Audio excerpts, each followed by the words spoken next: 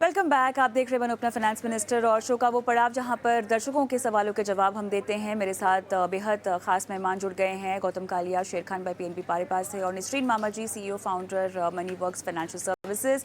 आप दोनों का स्वागत है इस खास पेशकश में। और चलिए यहाँ पर हमारे साथ अब दर्शक भी फ़ोन लाइन पर जुड़ चुके हैं और उन्हीं का रुख करते हैं। दीपक यादव मेरे साथ फ़ोन लाइन पर। माफ़ कीजिएगा, इनका सवाल यूट्यूब के ज़रिए है निसरीन, और आपसे पूछना चाहूँगी मैं इनका सवाल। इन्होंने अपनी इन्वेस्टमेंट्स 4 फंड्स में शुरू की है और 3.5 करोड़ 15 साल में इनको अचीव भी करने हैं और बढ़ा भी सकते हैं अपनी ये इन्वेस्टमेंट को। कुछ जानकारी जो उन्होंने अपने फंड्स को लेकर दी है उसमें HDFC रिटायर्ड सेविंग्स फंड है, 2,000 रुपये हर महीना ये इन्वेस्ट कर रहे हैं इसमें। DSP का मिड कैप 3,000 रुपये हर महीना, UTI फ्लेक्सी कैप 3,000 रुपये हर महीना, HSBC मिड कैप फंड 1,000 रुपये, महिंद्रा मैन्युलाइफ फोकस्ड फंड 25,000 रुपये इसमें इन्होंने जो है लमसम इन्वेस्टमेंट किया हुआ है। तो इस निवेश से इनका टारगेट है 3.5 करोड़ 15 साल में, और हर 5 साल में ये कह रहे हैं कि अपनी जो निवेश की राशि है उसको स्टेप अप करने की भी ये कोशिश करेंगे। निसरीन। So I think what he needs to do is HDFC retirement savings fund है, उसको वो सब्स्टिट्यूट कर सकते हैं Motilal Oswal large and mid cap fund में। DSP मिड कैप फंड को स्टॉप करके महिंद्रा मैन्युलाइफ मिड कैप फंड में आप शुरू कीजिए। UTI फ्लेक्सी कैप फंड को स्टॉप करके HDFC फ्लेक्सी कैप फंड में शुरू कीजिए।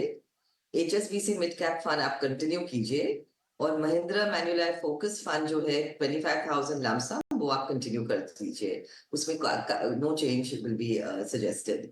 लेकिन आपकी जो राशि है, आप जो निवेश कलेक्ट करना चाहते हो, मैच्योरिटी कॉर्पस है 3.5 करोड़ 15 साल में, एंड आप ये 20 साल तक इंक्रीज कर सकते हो। लेकिन विद 9,000 रुपीज SIP हम ये गोल नहीं मिल पाएंगे। हम 13% कंपाउंडेड एनुअलाइज्ड ग्रोथ रेट पे कैलकुलेट करें तो 15 साल में आपकी मैच्योरिटी कॉर्पस होगी 51,75,000। 20 साल में आपकी कॉर्पस होगी अप्रोक्सीमेटली 1 करोड़ एंड 5 लाख। तो आपको जो रिक्वायरमेंट है 3.5 करोड़ की, इसके लिए आपको SIP बढ़ानी पड़ेगी। तो आपकी SIP इंक्रीज फिगर है 21,000 रुपीज। दूसरी चॉइस है कि आप एवरी ईयर एक टॉप अप कीजिए आपकी SIP को। तो जो आप 9,000 अभी कर रहे हैं, नेक्स्ट ईयर आप 1,000 बढ़ाइए और so on and so fourth. आप एटलीस्ट 10% आपकी SIP टॉप अप कीजिए। इसी जरिए आपकी जो रिक्वायरमेंट है इंस्टेड ऑफ 21,000 थोड़ी कम हो जाएगी। फिलहाल आपकी SIP रिक्वायरमेंट है 21,000 नॉट 9,000। एंड यहाँ हम आपको सजेस्ट करेंगे कि आप HDFC flexi cap 7,000 rupees invest करें, Motilal Oswal large and mid cap 1,000, Motilal Oswal mid cap 1,000, large and mid 3,500, HDFC small cap fund 5,000 and iPro business cycle fund 5,000. So I'll repeat HDFC Flexi 7 screen पे भी दिखा रहे हैं। Motilal Oswal large and mid 1,000, HDFC small cap 5,000, Motilal Oswal large and mid 3,500 and iPro business cycle 5,000. ऐसे आपकी जो SIP है आप बढ़ा सकते हैं, 21,000 रुपीज आप कर सकते हैं। आपकी एसेट एलोकेशन भी sectoral, hybrid, flexi cap and mid cap में बांट वो हम बांटेंगे इस तरह। और 21,000 पॉसिबिलिटी नहीं है बिकॉज ऑब्वियसली 9,000 से आदमी 21,000 आपको डेफिनेटली इसमें डिफिकल्टी होगी। तो आप एवरी ईयर SIP धीरे धीरे बढ़ा दीजिए 10%, 15%, 20%, एंड देन आप 3 या 4 साल के बाद रिव्यू करके आप रीचेक कीजिए कि आप आपके गोल के कितने नजदीक हैं। चलिए, तो ये दीपक के लिए सलाह। मेरे साथ ये जी, ये यूट्यूब पर हैं, तो इसीलिए जितनी आपने सलाह दी है मैं उम्मीद करती हूँ कि ये सलाह को समझें और उसके मुताबिक अपनी रणनीति में बदलाव भी करें। लेकिन फिलहाल मेरे साथ फ़ोन लाइन पर वनीता पवार हमारी एक दर्शक जुड़ चुकी हैं और बहुत ही इंटरेस्टिंग है। इन्होंने 9 फंड में लगभग 32,000 रुपये की SIP कर रखी है और 11 लाख वैल्यू भी है इनके पोर्टफोलियो की फ़िलहाल। वनीता जी नमस्कार, कहाँ से बोल रही हैं आप, क्या करती हैं? हाँ नमस्कार मैडम, मैं मुंबई से बात कर रही हूँ। मैं अभी जॉब करती हूँ प्राइवेट सेक्टर में। तो मैं अच्छा। वो मेरे रिटायरमेंट लाइफ के लिए मैं वो कॉर्पस इकट्ठा करना चाहती हूँ 2 to 2.5 करोड़। ठीक है। कितने साल हैं अभी रिटायरमेंट के लिए कि हम कितने साल तक आप अराउंड इन्वेस्टेड रहेंगी? अराउंड 16 to 17 ईयर्स है मेरे पास में। अभी मेरा एज 42 रनिंग है। ठीक है, ठीक है। और चलिए, तो ये जो निवेश आप कर रही हैं, ये आप कब से कर रही हैं? ये अभी मेरा 4 से 5 साल हो गए मैम। 4 से 5 साल हो गए हैं। हम्म। ठीक है। सलाह ली है आपने किसी से, कोई फाइनेंशियल प्लानर से आपने पोर्टफोलियो बनवाया है? नहीं नहीं मैम, ये आपका चैनल देख देख के मैंने थोड़ा सा उसमें इम्प्रूवमेंट किया है। अच्छा, चलिए अच्छा लगा आपने हमसे कुछ सीखा और अपना खुद का पोर्टफोलियो बनाया है। हमारे एक्सपर्ट गौतम जो हैं आपके पोर्टफोलियो पर आपको सलाह देंगे, लेकिन साथ ही एक इंटरेस्टिंग चीज़ आपने पूछी है जो कि बहुत कम निवेशक और दर्शक भी पूछते हैं। आपने पूछा है कि कैसे एक फंड में से जब आपका इन्वेस्टमेंट होराइजन ख़त्म होने आ रहा हो तो कैसे वो पैसे निकाल कर आपको डेट में डाल देने चाहिए। मेरे ख्याल से ये लक्ष्य के करीब आने वाली सबसे अहम स्ट्रैटेजी है जो बहुत सारे लोग मिस कर जाते हैं।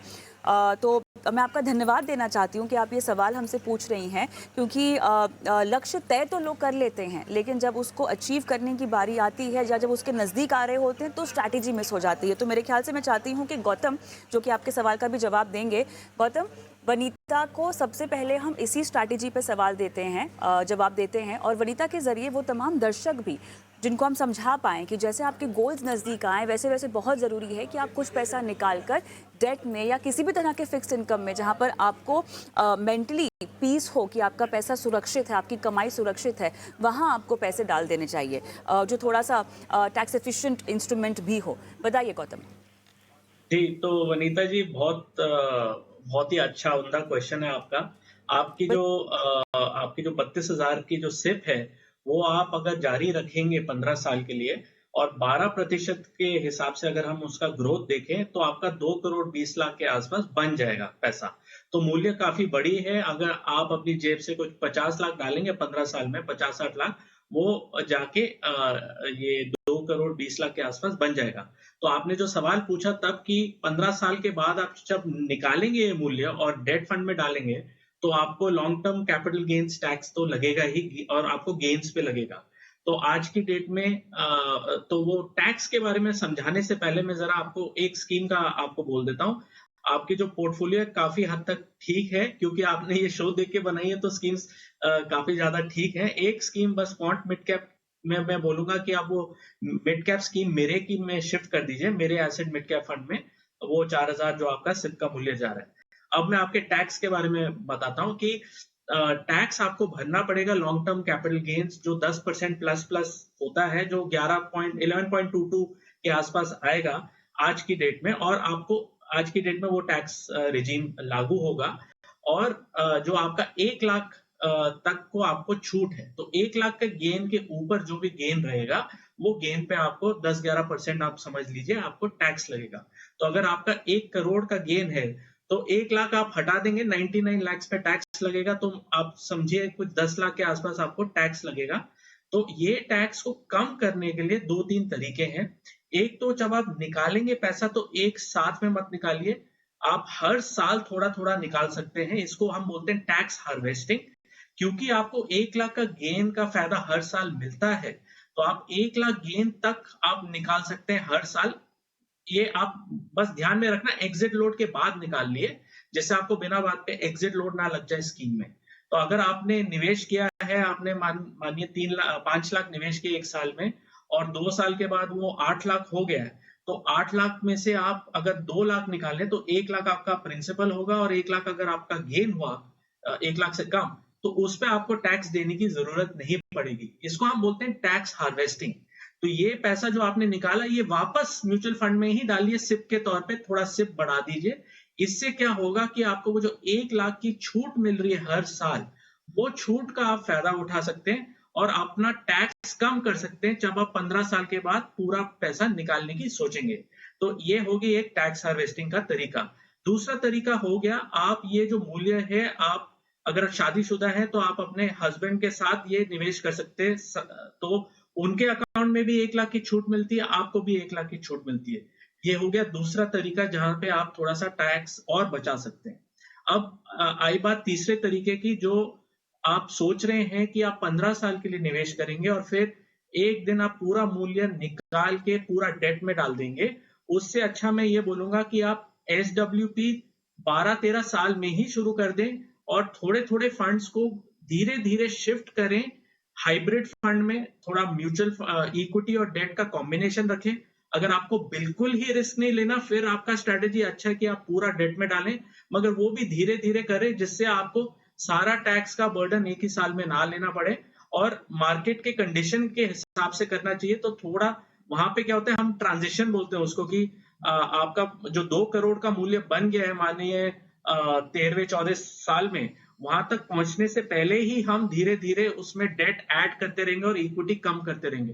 तो ये स्ट्रेटेजी आप अपनाइए जिससे एक ही शॉट में पूरी बदलाव करने की जरूरत नहीं। इससे आपका मार्केट रिस्क और मार्केट टाइमिंग का रिस्क भी कम हो जाएगा। और राइट, बहुत ही विस्तार से आपको गौतम ने तमाम पहलुओं पर समझाइश दी है, भले ही आपके निवेश को निकालने के टैक्स के पहलू पर हो या कब आपको डेट में ट्रांसफ़र करना चाहिए, शिफ्ट करना चाहिए, या आपके पोर्टफोलियो पर आपको सलाह देनी है। उम्मीद करते हैं कि आपको वनीता सलाह समझ में आई हो और जो बदलाव बताए गए हैं और टैक्स बचाने के जो तरीके बताए गए हैं उन पर कोशिश कीजिएगा अमल करने के लिए। All the best. हम रुकेंगे छोटे से ब्रेक के लिए, लेकिन ब्रेक के उस पार हमारे साथ दर्शक फ़ोन लाइन पर बने हुए हैं और लाइव उनकी फाइनेंशियल प्लानिंग कर रहे हैं। इस बीच अगर आप भी सवाल पूछना चाहते हैं तो व्हाट्सएप नंबर आपकी स्क्रीन पर फ्लैश हो जाएगा, कुछ ही सेकंड्स में आप नोट डाउन करें वो नंबर, और यूट्यूब पर भी सवाल छोड़ सकते हैं कमेंट बॉक्स में। मिलती हूँ ब्रेक के बाद।